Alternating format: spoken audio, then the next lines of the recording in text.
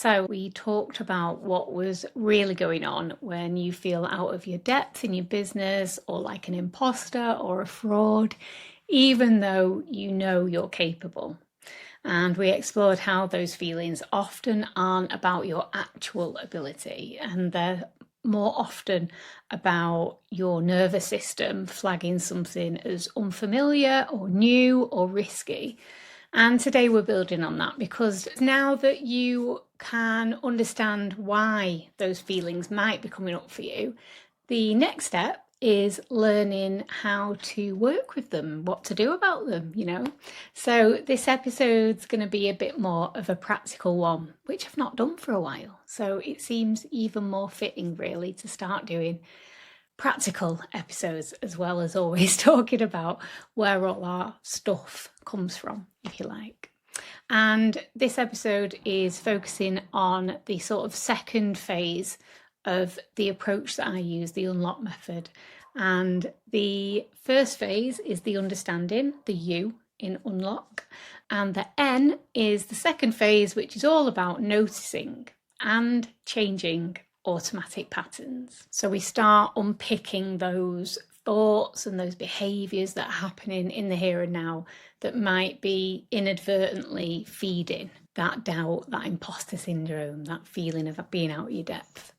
So you can stop spiralling and start showing up from a place of feeling more grounded and more capable and less sort of fearful or anxious about it. Because let's be honest, imposter syndrome doesn't just live in your head. It's not just about your thoughts, is it? It shows up in emails that you might be rewording 20 times. It's the over preparing for meetings or chats that you're having with people. It's maybe avoiding sharing your strengths, your achievements, or selling your work. It shows up when you're signing up for another course that you don't actually need. It's showing up when you're perhaps holding back when it comes to charging, or you're not charging what you're actually worth. And it comes up in sticking only to what feels most safe, even though you might have loads of different ideas of stuff that you want to do. It shows up when there's something that you know you're ready for. On one level, you know you're ready for it, but somehow it still feels like you're blagging your way through it. So a good way and a helpful way to break this down, and what I often do either in my head or with clients in sessions, is to use a cognitive behavioural therapy based tool called the 5 areas model. And that just means mapping out basically a situation in terms of the thoughts, the feelings, like the emotion, the physical feelings and the behaviours that it brings up for you. So you can sort of take a step back and see how the thoughts, the feelings and the behaviours are all feeding off one another and sort of maintaining this feeling or cycle that you're stuck in at that moment. So think of a situation like you're going to do something new in your business. Maybe you're going to pitch a project or take on a project from someone else, or try something different. And before you even realise what's happening, your brain is almost like automatically offering up these fear-based thoughts of, oh yeah, but I'm not good enough. I've never really done this before. I might have done other things, but not this. What if people realise that I don't know what I'm doing? I'm going to mess it up. I need to learn more and make sure I'm certain I know what I'm doing before I try it, or before I show it, or before I promote it, whatever it might be. Or maybe it's like, I need to double check everything first, or triple check, I should say, or I'll get slated if I make a mistake.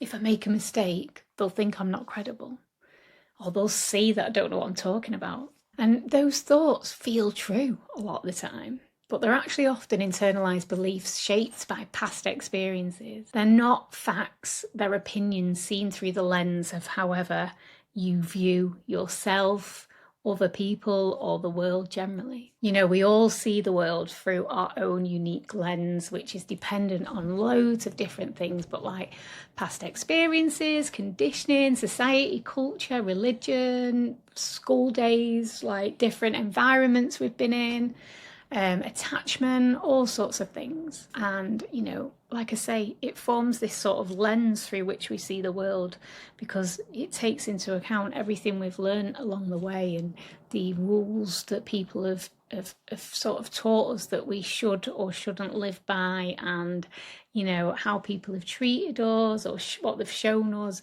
sort of feels like a reflection of who we are, and therefore we have these deeper beliefs.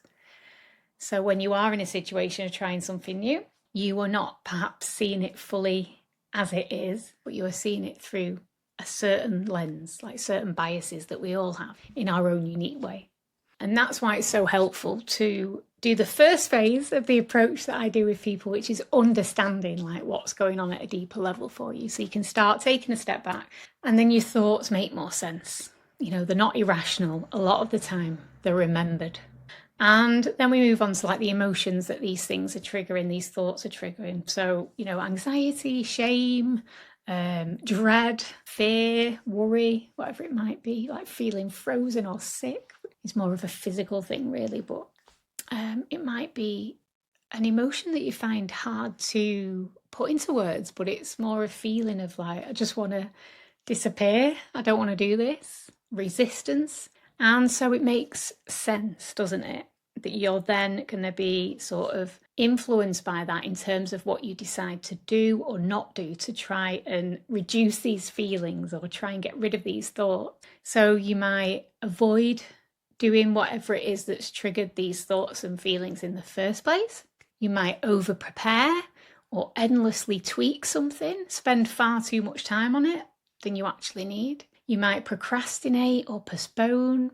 You might seek reassurance from other people or from Google or from family, whatever it is. You might stick to what's safe and familiar. You might over-deliver and burn out. Now, these behaviours feel helpful in the moment because, as I say, you're engaging in them. It makes sense because you want to get rid of the anxiety. And they do in the short term. But in the long term, all they're doing is reinforcing the belief that you're not good enough, or that you're an imposter, that you're a fraud, or you're not ready, you're not capable, you're out of your depth.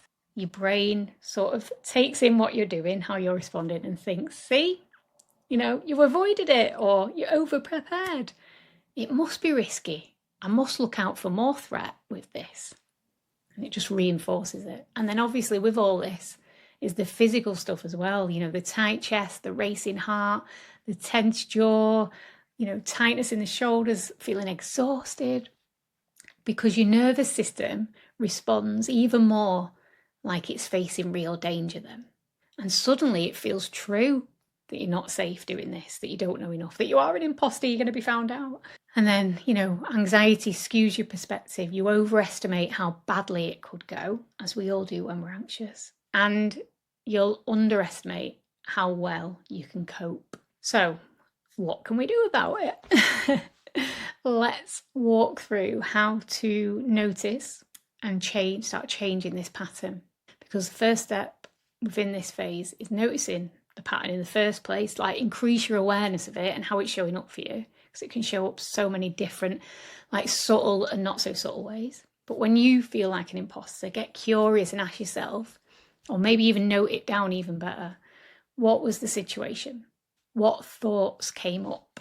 What felt like the worst thought? What emotion did I feel? What did I do or avoid doing because of how I was feeling and what I was thinking? What did I feel in my body? So just make a quick note on your phone. Obviously, you might not be able to now if you're listening to this on your phone. I don't know. But make a quick note when you spot it, in a journal, wherever. And it's not at this stage, it's not like about overly analysing all this and like criticising yourself. It's about bringing awareness to something that's usually really automatic. And unless we like sort of pause to notice it, it can go under our radar. And there's so much power in increasing your knowledge of what's actually going on, With that, you feel like sort of more in control of it, but I mean in a healthy way, it feels more like you can do something about it. And as you do notice it more, you might spot themes within it. If you, keep note of it, you might notice certain contexts or people where these themes of feeling like a fraud or imposter or not good enough show up more than others. And then we can look at challenging the thoughts. This is definitely not about thinking positive. Can I just say that? Because I've got a real thing about toxic positivity, but that's for another episode. This is about thinking more realistically, thinking in a way that helps you recognize there are other perspectives than the one that you might have in that moment. It's about helping your brain start realizing that your thoughts aren't facts. And that might start with literally saying to yourself, is this thought that I'm noticing, is it a fact or an opinion? Is it a fact or a fear? What evidence says that my thought is 100% true? What evidence suggests it might not be true? What fear is behind this thought? And is it from now or is it from a past experience? Does it feel familiar? Is my body remembering something right now? Is that what might be behind this thought rather than the reality of what's going on in the here and now? Am I an imposter like I feel right now? Or am I just trying something new? What would I say to a friend or, a colleague feeling this way? And notice the tone that you use with yourself versus what you would use with others. These thoughts that we can have, it's not even about the content a lot of the time. I mean, I know we're looking at that now, but also it is about the tone that we're hearing, in the words that we speak, like the tone behind it. Does the tone you use feel a lot harsher, critical, less thoughtful, less considered, less understanding? Where did that tone come from? Is it helping you or is it making you feel worse? Just notice the difference, like what tone would you be using with someone you really cared about? And what might be stopping you from using that tone on yourself? Just all about getting curious to open up the idea that there might be a different way to see things. And then you can try to reframe the thought into something a bit more grounded and realistic, even if it doesn't quite feel like you fully believe it. That's okay, because it's just about practicing it. It's not about perfecting it so that you get rid of the feeling like completely. This is all about, as I say, getting curious and opening up to the idea that there might be a different perspective on this. And also part of this is looking at how you can start changing and adjusting your response in terms of your behaviour. So asking yourself in those moments and noting it down if you can, what am I doing or not doing in response to this feeling? Taking a step back and considering, in what way is this response, in what way is this behaviour, in what way doing this or not doing this, how is it helping me and how is it keeping me stuck? Getting curious again, there's a lot of curiosity going on here. What might that behaviour or response be trying to protect me from? Is it something I actually do need protecting from, or does it just feel like I need protecting from? And what's one small shift or tweak can I make in relation to one of these behaviours?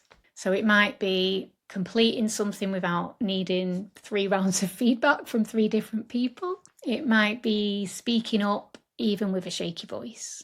It might be about like posting something or putting something out there that you do that's good enough, rather than striving to make sure it's perfect before you post it or show it. It might be about resisting the urge to Google something that you're doubting or buying another course, even though technically you don't need to. The key is to start small, pick something that feels, just outside your comfort zone if you change it. Work with your nervous system, not against it. You don't want to be too overwhelmed.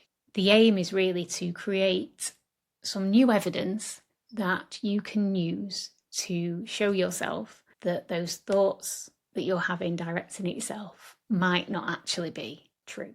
And different contexts might feel easier than others. So this is why we're saying it can be helpful to note these things down and reflect and look at themes. Like there might be people that make you feel more anxious than others or unsure of yourself. So go with what feels manageable.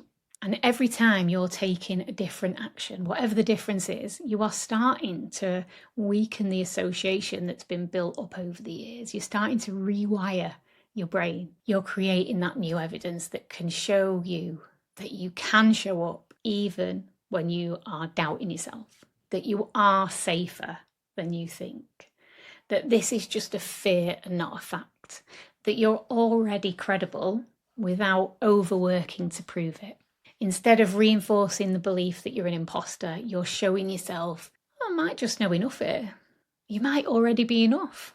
And if that all, feels too much, or sometimes it can feel like you know what to do, but can't get yourself to do it, like it feels too much to do something as good enough rather than what you deem perfect, or it feels too much to put something out there without triple checking it, please know that these patterns didn't form overnight. They won't unravel overnight either.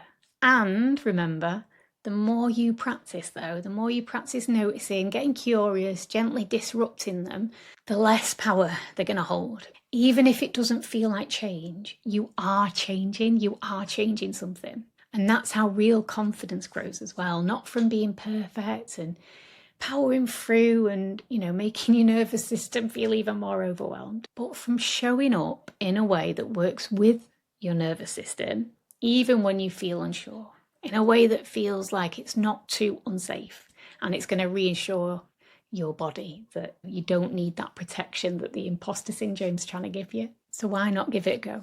Next time you feel out of your depth, like an imposter, like you don't know what you're doing, even though rationally you sort of know you do, ask yourself, what's the situation?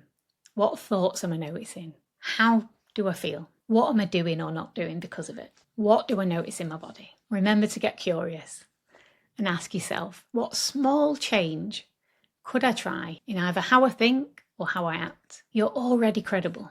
This is just about helping your system catch up with that truth, basically. And if you'd ever like support going deeper, please don't hesitate to reach out and find out a little bit more about my approach and how it can help.